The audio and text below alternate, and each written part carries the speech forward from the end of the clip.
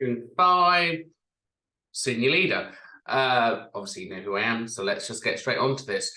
We're looking at duty 2. I believe we're looking at the skills. So we're looking at the skills that you need to plan for financial sustainability, and obviously support your business proposals and plans. So let's launch into this. We're now on month 4. We're looking at duty 2. So let's kick this off.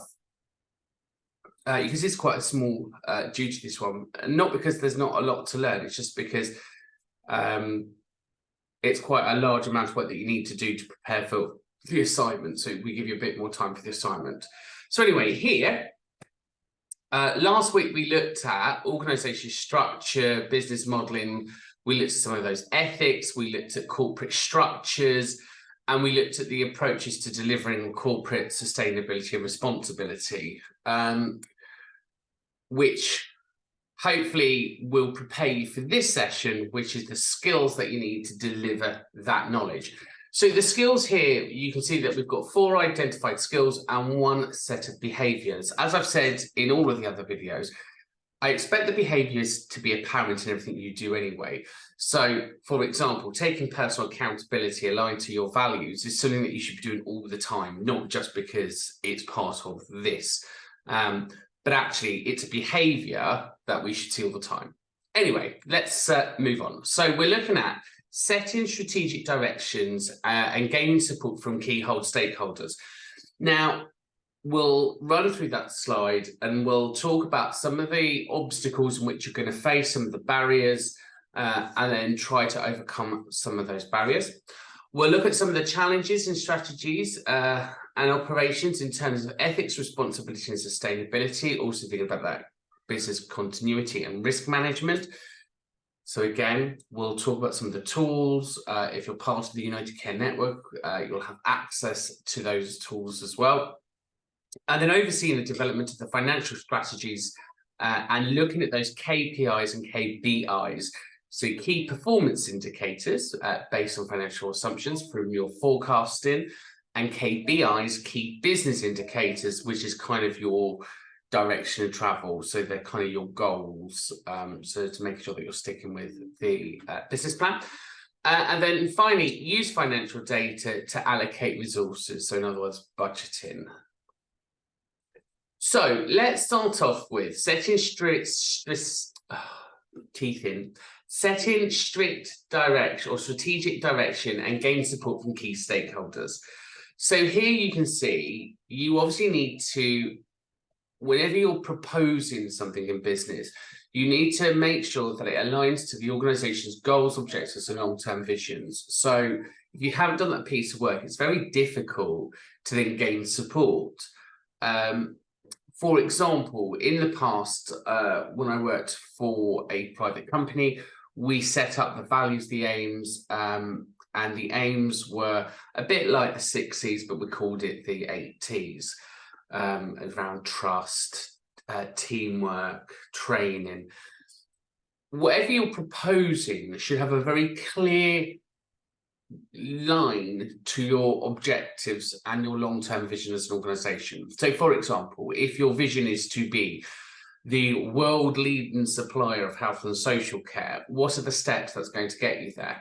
And then your strategic direction, so whatever you're proposing should be those steps to become that organization. So are you looking at workforce development? Are you looking at financial resources to do that? Are you looking at technology and innovation?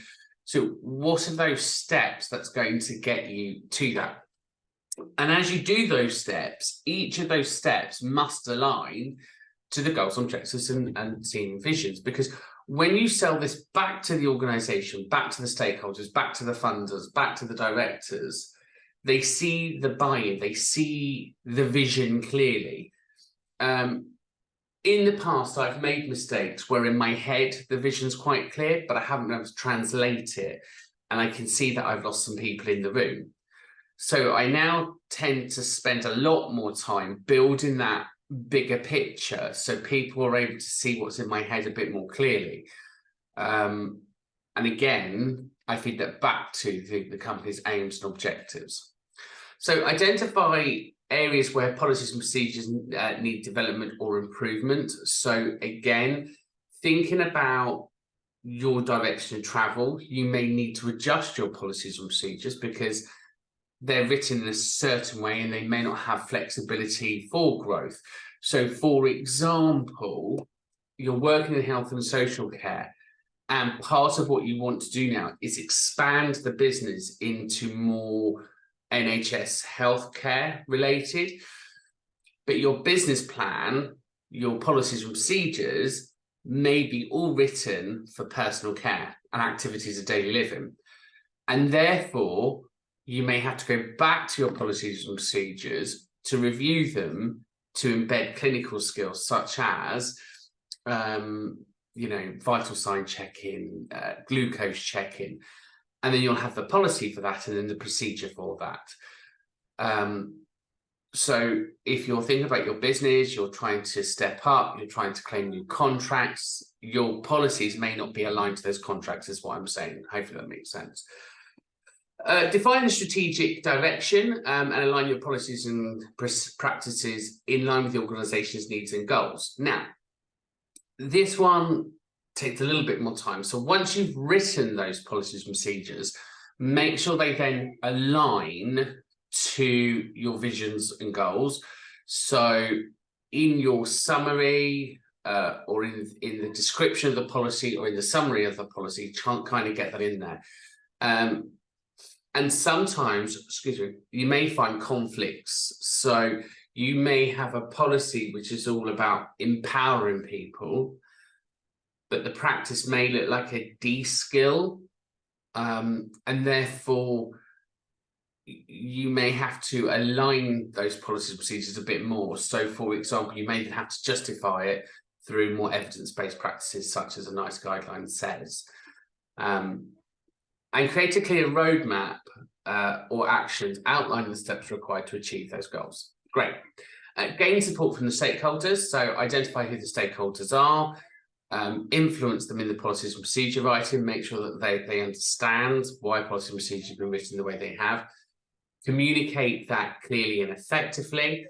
Have that discussion, create the feedback to get that 360 appraisal approach, and then address the concerns raised by the stakeholders, because undoubtedly what you tend to have is lots of people say, oh, you can't do that, or that won't work, or we shouldn't be doing that because.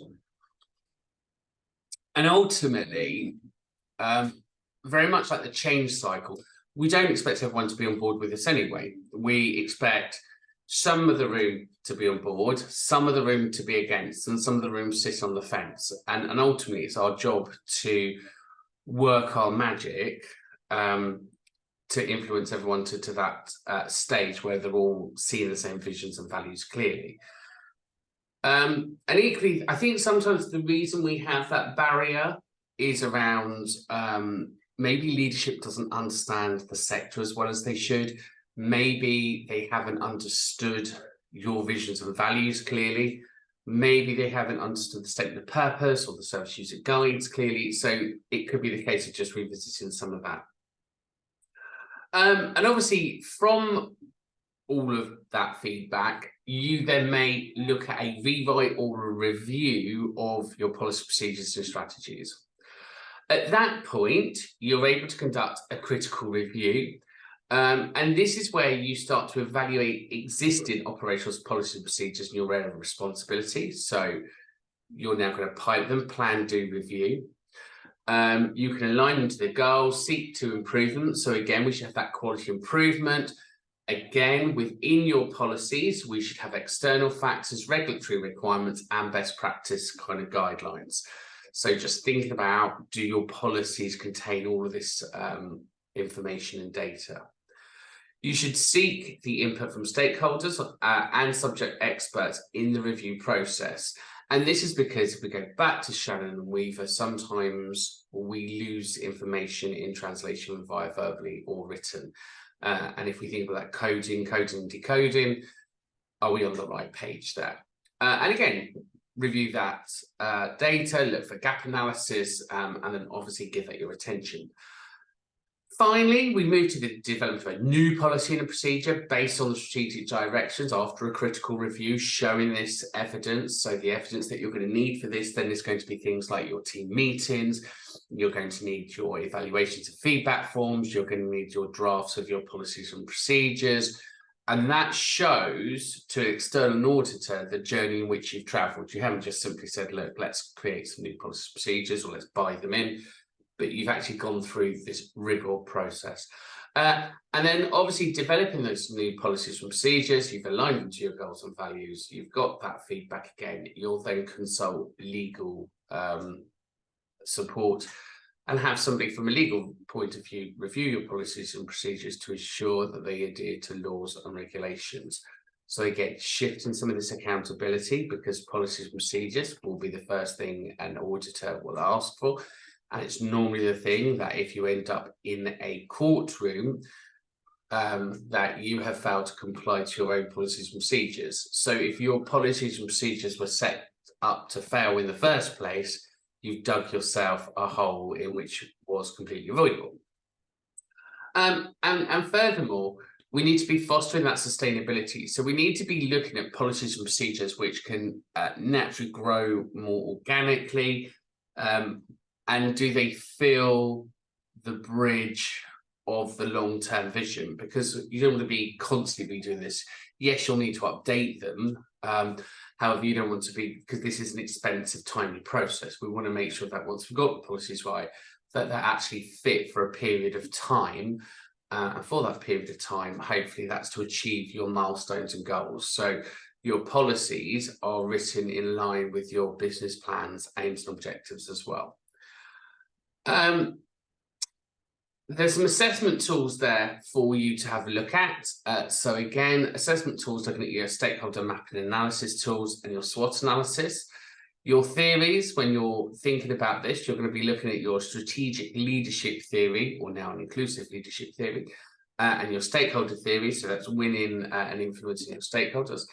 And then your frameworks for writing those policies and procedures in line with the visions, values and goals, looking at your sustainability, is your balance scorecard. So that's kind of measuring things up and going, is this worth it? Is it not worth it? Any of your strategies around the strategy canvas framework, which looks at the blue ocean strategy. And again, theories of change. So again, your change model is really important there.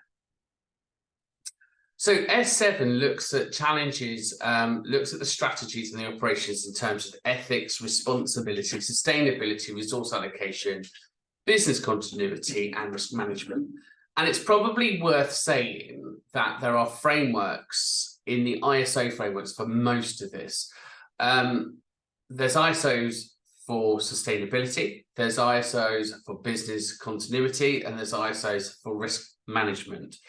So I would definitely recommend that as a strategic leader, as a senior leader, you look at the behaviours of the ISOs, and at a bare minimum, you implement the behaviours of them to ensure your business is sustainable and robust. Now, obviously, I'm not saying to you go out and get ISOs, because I know they're incredibly expensive. They'll take a lot of manpower, time, etc. However, you can research what each ISO is, look at the flavour of them, and then implement those into practice, if that makes sense. Good. So let's look at ethics. So we've talked about ethics a lot already during your senior leader, but we need to ensure that we advocate for ethics in consideration of all policies. And if you look at an NHS policy, on the back page, you've got your inclusion data for equality and diversity.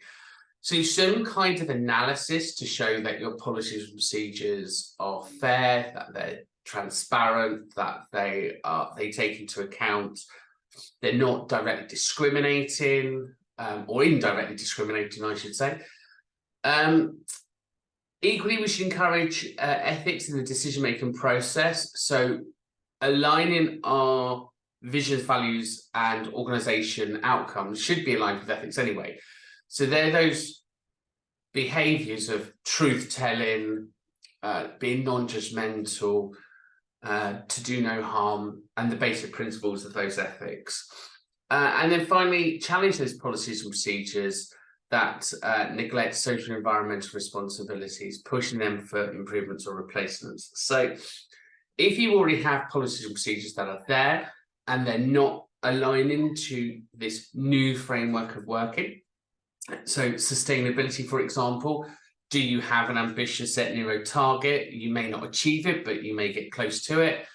If they're not ambitious, then you kind of have to say, what's the point of them?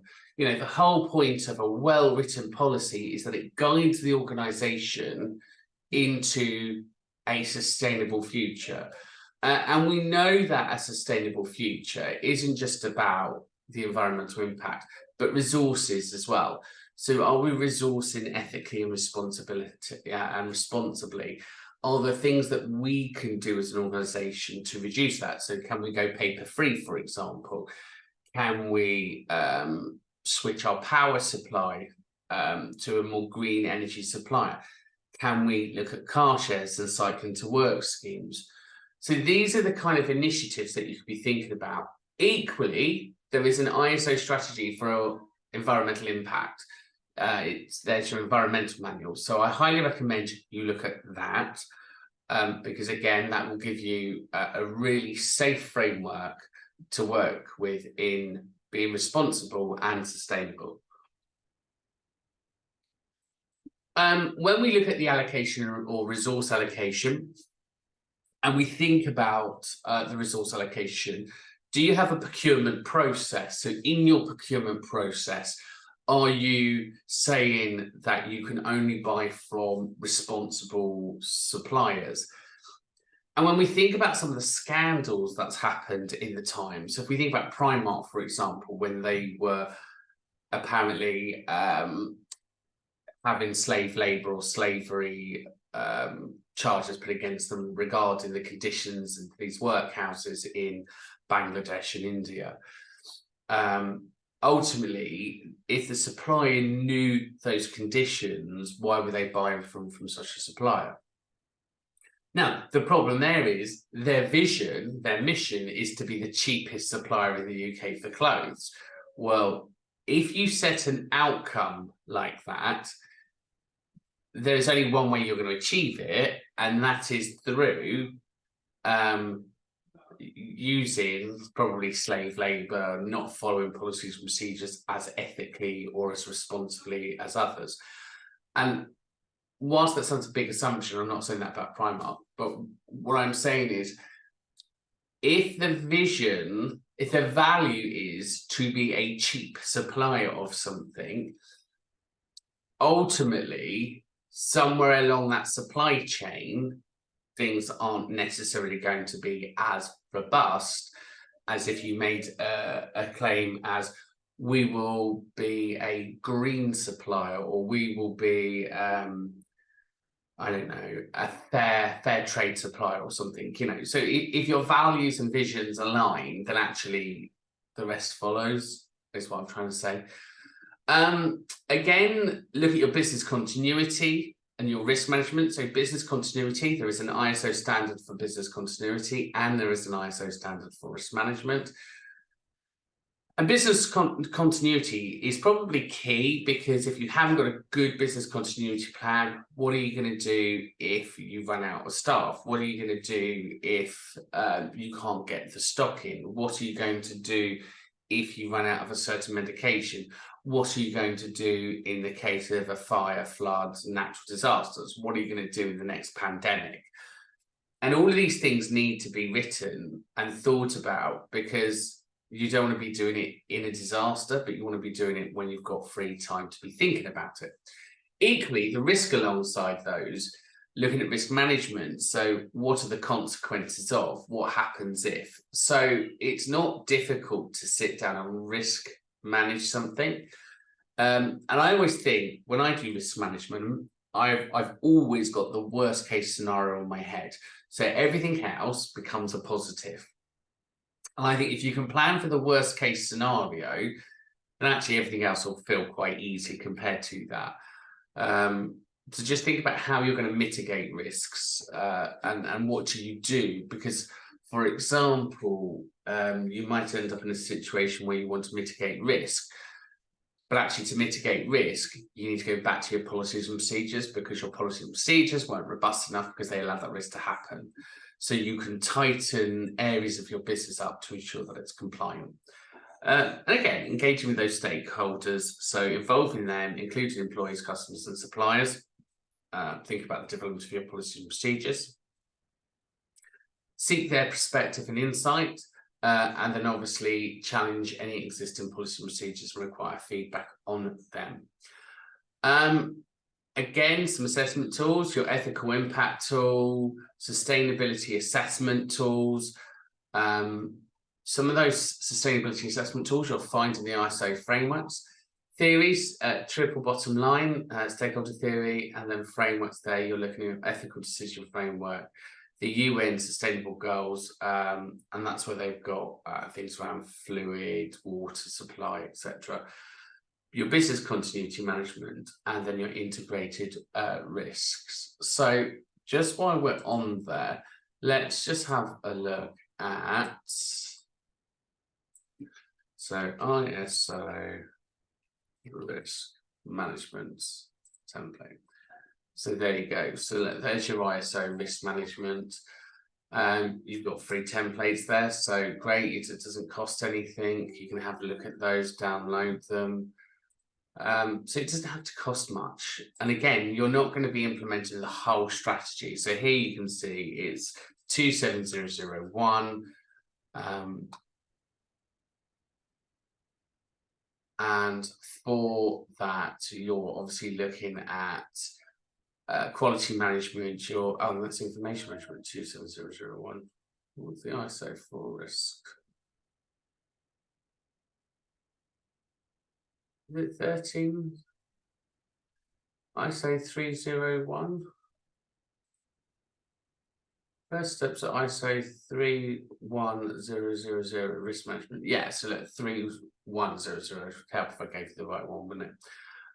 So have a look at those. And again, you're looking at things like your checklist, your registers and compliance tools. Again, same for business continuity. If you just put that in there, if you put environmental one, that's 14,001. Environmental management systems. So again, you can easily get those templates and pop those into your business. And it just shows that you're being as responsible as you can. And you don't have to say that you've got it, but you can say you're working towards the same frameworks. S10 looks at overseeing the development and monitoring of financial strategies. So when you look at your organizational strategies, what are your needs? How are you going to conduct that critical review? So who's going to be responsible for financial data? How does that align with the goals? How does that time with policies and procedures? So again, there's no point saying, for example, we must have 10 members of staff for every, 20 people, or our ratio is 1 to 2, because if it's not financially sustainable, you can't put that in a policy and procedure, because again, you'll just be setting yourself up to fail. You'll need to align with those financial strategies. So looking at your budgets, making them under review. You'll need to challenge financial assumptions. So that those assumptions are going to be things like interest rates, economic, and that's your Pastel audit tool there that you'll use for that. And then monitor and evaluate those policies. So again, you've got your assessments, theories, and frameworks there, which you can have a look at. But one of the other things to think about around development and monitoring financial strategies is your tendering process and any contracts that are out there. So if you go to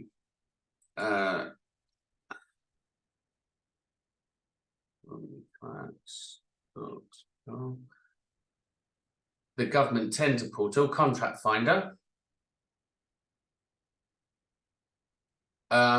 there you can have a look. You can start to look at what the contracts are, what the values are, kind of how much things are worth, what it is you're going to be looking at. And again, you've got your Scotland, Wales and Northern Ireland tendering there. So It's worthwhile understanding how contracts work. It's definitely worth understanding how you find them, how you work alongside them. But Contracts Finder is a great resource there for that. Good. And then use financial data to allocate those resources. It's kind of a given.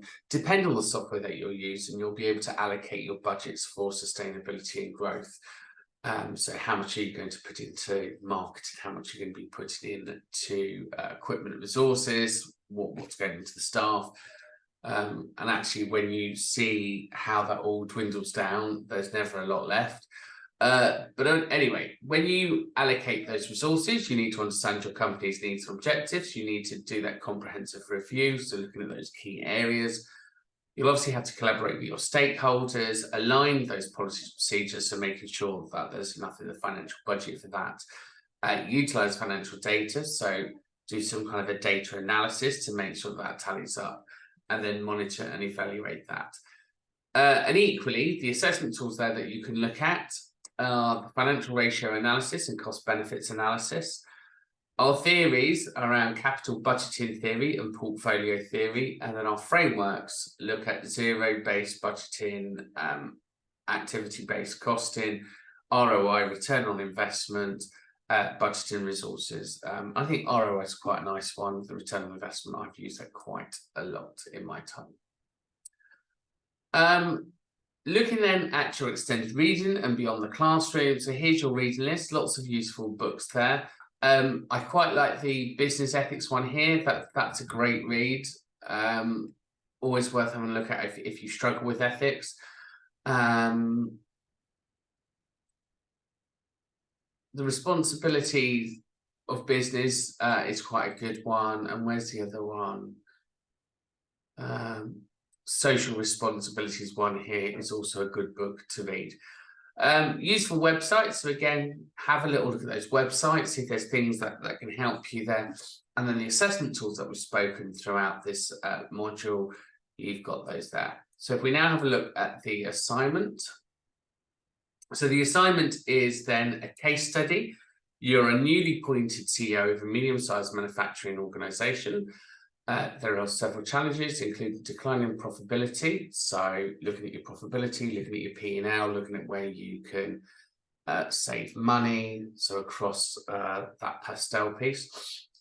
Looking at your growths and concerns, ethical environmental practices. Your task is to develop a strategic direction that addresses the challenges. And this will be a really good example of what your endpoint assessment will look like as well. So do try and give this a really good go. So your essay needs to have the introduction, so provide an overview of the company, so kind of that piece there, and explain the importance of getting support from your stakeholders, especially around this bit here. Setting the strategic direction, so identify the goals and objectives. So again, your goals and objectives will look at how you're going to try and turn this around. And again, your goals and objectives may come off of ethics, responsibility, and sustainability.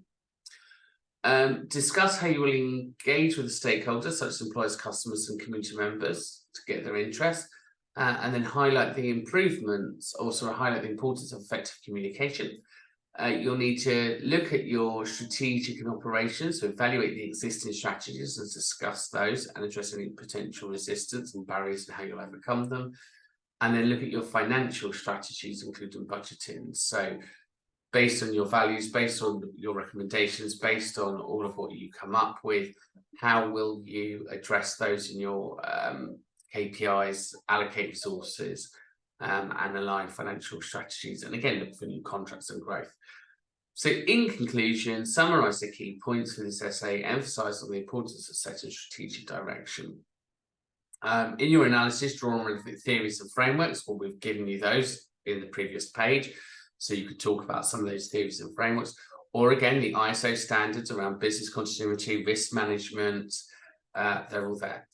Your word count is 500 words, but try not to exceed that, and obviously allow to go in-depth analysis on the coverage of all the topics. So really, when you think about it, you've got 50 words, 100, 100, 100. So that's what, 1, 2, 3. Oh, no, actually, you could do 100 from each. So that's 500 words. Lovely. The next page gives you an idea. Oh, no, normally I've got the example on there. I'll put the example up as the next page. And then we're going to move into next week, duty 3. So next week, we're then going to look at duty 3 knowledge, and we're going to lead around and agree projects to deliver organisation strategies. So basically everything we've been talking about the last 2 weeks. So setting the values, setting the policies and procedures. We're now going to look at setting that business plan. We'll look for new markets. We'll look at systems and thinking. We'll look at those ethics again. We'll look at those strategies, and we'll work with the board and other company structures, and we'll look at our reputation. So good luck with that. If you need anything, please reach out to me, and I wish you all the best of luck, and I'll see you next week. Take care. Bye for now.